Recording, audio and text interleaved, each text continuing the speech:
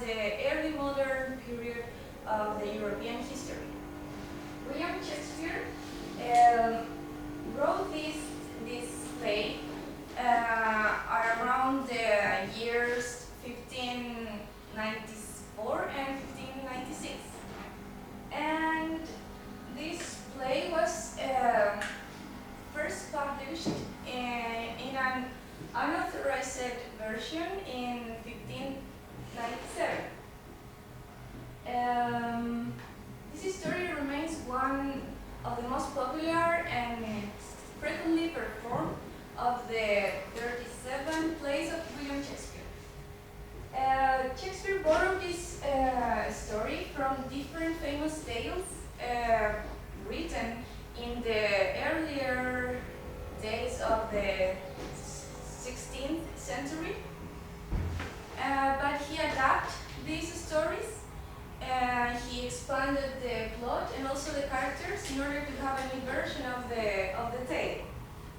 Well, it is said that the first source that William Shakespeare used to write this play is a long narrative poem written by the English poet Arthur Brooke in the year 1562.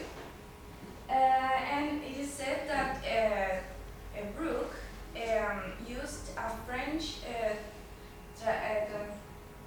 translation of a novel written by the Italian writer Matteo Buonadello. Okay, the setting in which this story is held is in Verona, Italy. Instead of being in England, where Shakespeare is from, it is from the 1300s to the 1400s.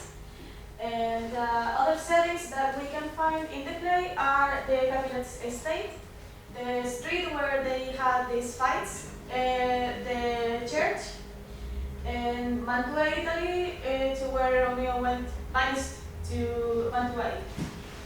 We can infer that it was summer because of this cold. For now, this hot days is the Mad Love's hearing. Okay, the historical context. As we know, this story was written in England, and around the years, the early 1500s and the late 1600s. Well, as I said before, this period is commonly known as the early modern period of the European history. And as William Shakespeare lived during when Elizabeth I was ruling England, it is said that William Shakespeare corresponds to the Elizabethan period of the drama of the English drama. Well, when Shakespeare wrote this play, England was facing a very religious period. The society was very Catholic. So, as in this play, he presents the suicide. It is considered as a mortal sin for the people from that historical context.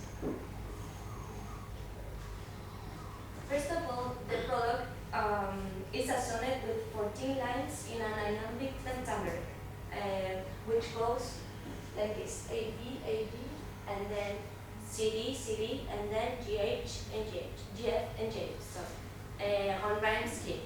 Within every stanza of the chorus, we will have a sort of narrator in this section of the prologue. Furthermore, this narrator appears on the stage and starts telling us a brief summary of the story. Two high-class families in Verona fighting for years. In addition, their old grudge erupts in new violence and blood is shed. Next, two star-crossed, which are the lovers, commit suicide. putting an end to the feud of their families. Finally, that is the whole story in a nutshell. Hence, that performance is what you are going to read or see during an amount of 2 hours. So sit back and be patient for this play to start. Well, for the plot, I think we all know what it's about, but let's refresh it a little bit. As Maria Paz said, this is set in Verona. In the first act, it begins with two families, two wealthy families, the Capulets and the Montat, fighting with each other. And then it shows us Romeo had broken because of Rosaline. So his best friends tell him to go to this party, in which he doesn't even know who the party is. So they go, and he instantly falls in love with Juliet. And then they realize they are from their families are enemies, so they cannot be together. After that, Tybalt, the cousin of Juliet, notices that Romeo is in the party, and he, in between this part of the story, Romeo and Juliet get married together, like in secret, thanks to the nurse and the friar. And Tybalt knows this, so when Romeo and his friends are celebrating the marriage, they get into a fight, and Romeo wants peace, so he tries to calm things down. This is all happening in the street, and Tybalt kills Mercutio, which is Romeo's best friend, and in revenge, Romeo kills Tybalt. After that, Romeo is banished from the town because the prince said before that they were all tired about this feud, so the first person to break the peace was going to be either killed or banished in this case. And Juliet cannot stand being apart from Romeo, so with the help of the friar, she fakes her death, but this was all like a plan that she writes in a letter to Romeo, but Romeo never gets the letter. So when Romeo goes to Verona back and sees Juliet dead, he kills himself with poison. Yeah, because Juliet took up poison to fake her death for 48 hours. Then, as Romeo saw that that Juliet was dead, he killed himself, as I said before. And when Juliet wakes up and sees Romeo dead, she stabs herself with Romeo's dagger. And then, after the family finds out that they are dead, they end up a feud and decide not to fight ever again. Okay, now the narrator. This narrator is a third person omniscient because he knows everything that happens in the play, even feelings or thoughts. Everything in the play, this narrator knows. It is revealed in this quote because in some parts it talks about how Romeo loves again. So how could a narrator know if you love something? In this other one, and she as much in love also. In other parts of the play, they also talk about the thoughts that they have, but we cannot know so much because the narrator is only present in the prologue of 2 acts. I think, yes. So we have a very short piece of writing that the narrator has. But in those, we can find these verbs or these words that mean that the narrator knows everything that's going on in the play. The tone of this play is a tragedy. How do we know that this is a tragedy? Because these two young people have obstacles in their love, in their romance. And these obstacles do not end until the death of both of them. So it ends. It has a horrible conclusion, but it was always the same.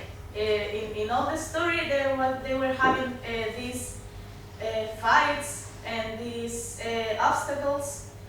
So yeah, it is a tragedy. Okay, so for the characters, we first have Romeo. He is described as handsome in the play and very sensitive. He's the heir of the Montagues and son of Lord and Lady Montague. Next, we have Juliet.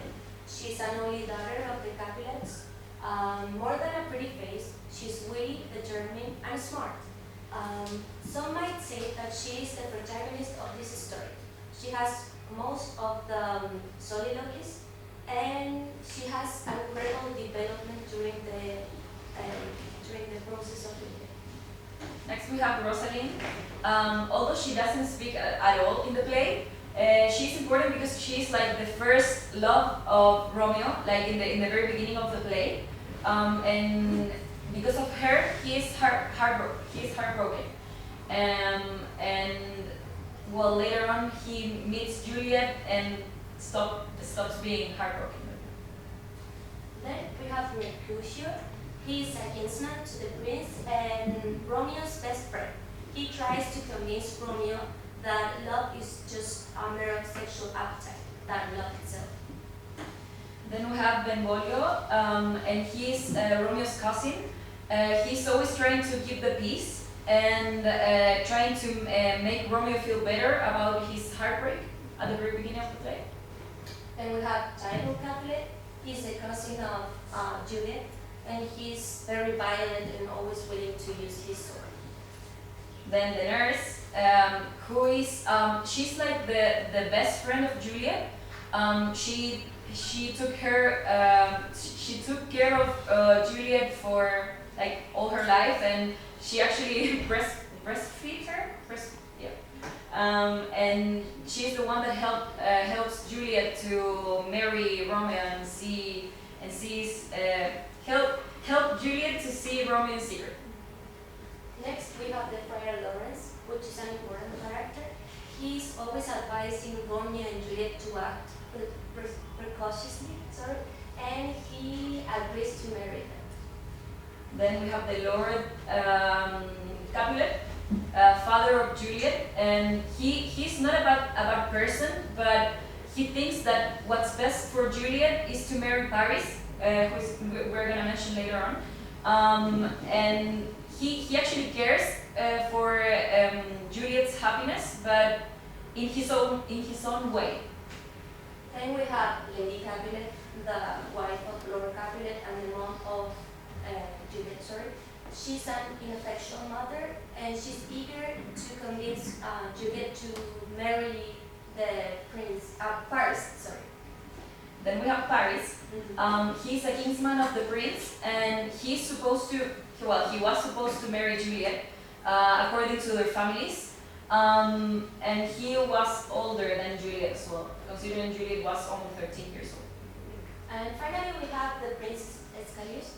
He's the Prince of Verona, and he's always trying to maintain the peace of his town at all costs. Tips. Well, among all these tips that I found, there are three which are the most important inside of the story. First, we have love, then we have violence, and then the inevitability of fate. Love. The play tends to focus more on the obstacles of love than love itself. First, the greatest obstacle of these lovers are the families. Next, another obstacle for them is their view of love. Their view of love is very divergent one of the other. And finally, time. Time is one of the greatest obstacles for these two lovers. For example, Romeo's first sighted love. Romeo falling in love at first sight with Juliet, a forceful marriage for Juliet and Paris, and also with Romeo and Juliet. They get married the next day, actually. And bad timing in both deaths. And I would like to give you a question. Do they truly love each other, or have they doomed themselves out of their sexual desire?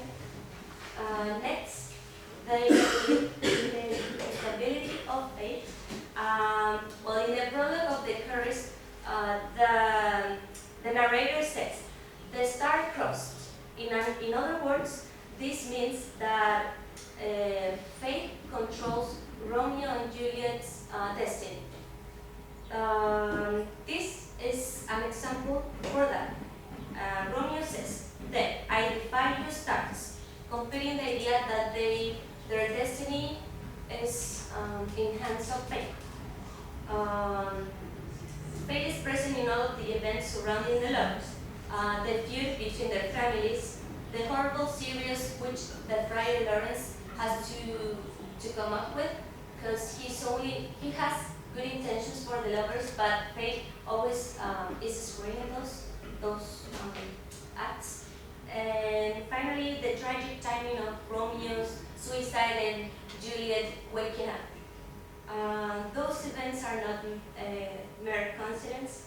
They are manifestations of the fate accomplishing the lovers' inescapable death. And finally, violence, hate. Shakespeare demonstrates violence in the very beginning of the act.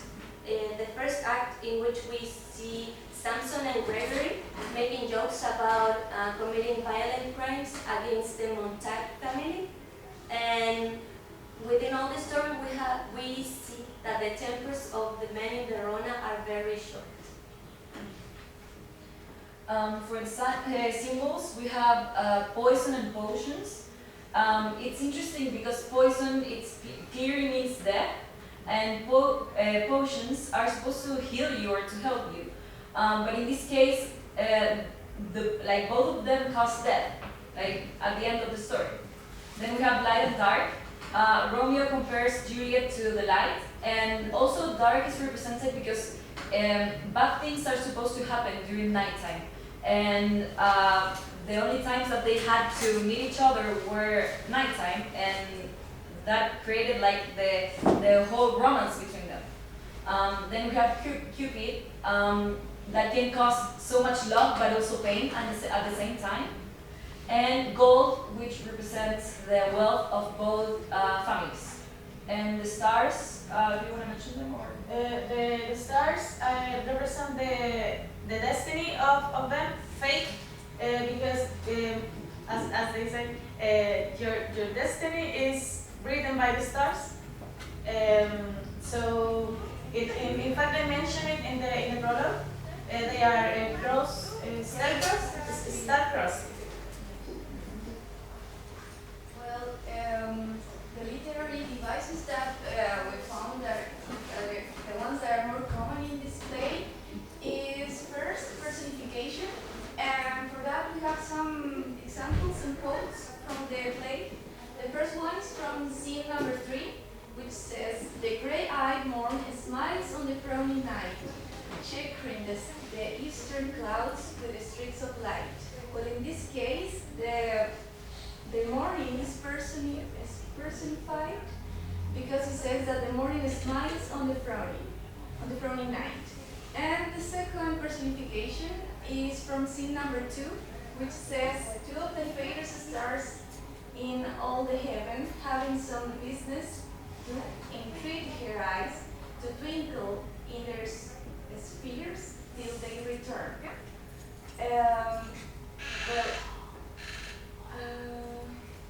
I think in this part the personification represents. I'm sorry. sorry.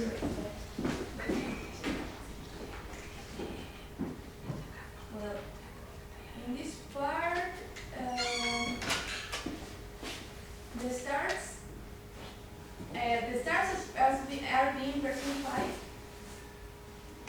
Yes, sorry. Well, now we have another literary device, which is the metaphor.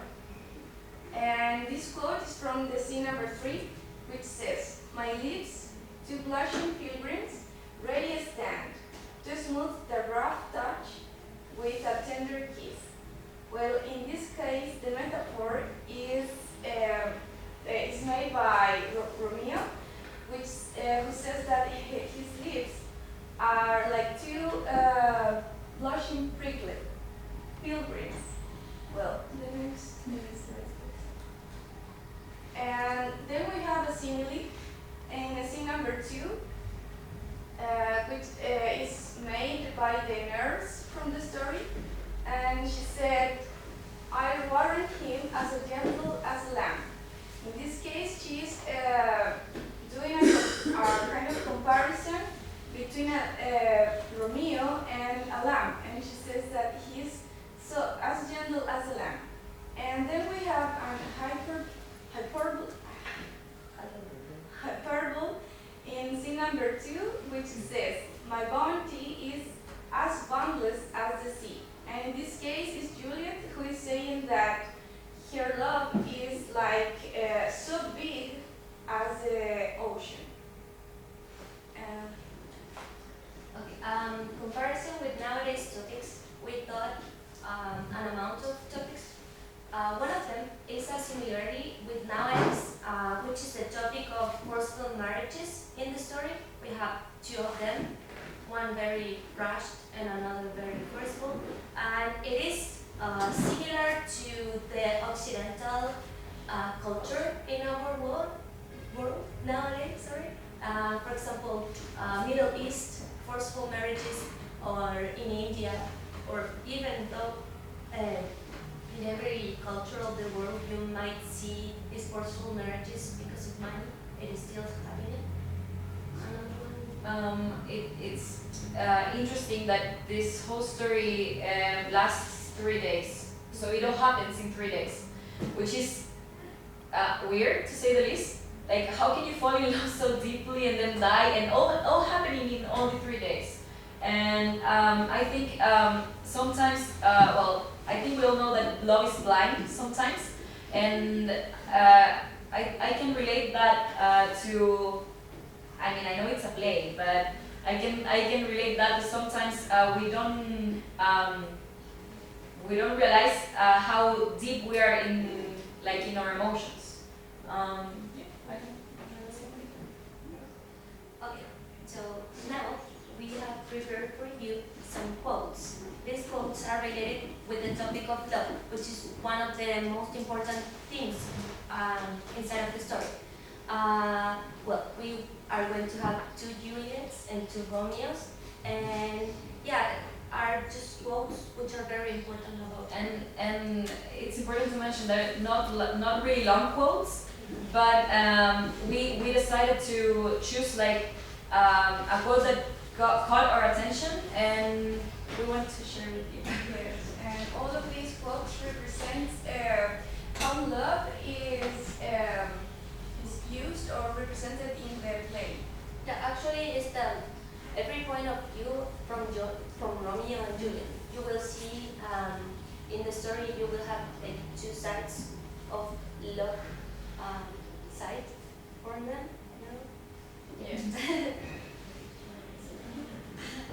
So the first one is said by Juliet, and it is, "Do not swear by the moon, for she changes constantly, then your love will also change." The second one is from Romeo, and its meaning is, "Love will find a way. Alas, that love, whose view is marvelous still, should with our eyes see pathways to his will." The next one is also by Romeo. The theme is fate. He says this before he goes to the party where he meets Juliet. It is, "I fear too early, for my mind misgives. Some consequence, yet hanging in the stars, shall bitterly begin." And finally, the last quote is made by Juliet, and the theme here is irrational love, and the quote says, "My only love is sprung from my only hate. Too early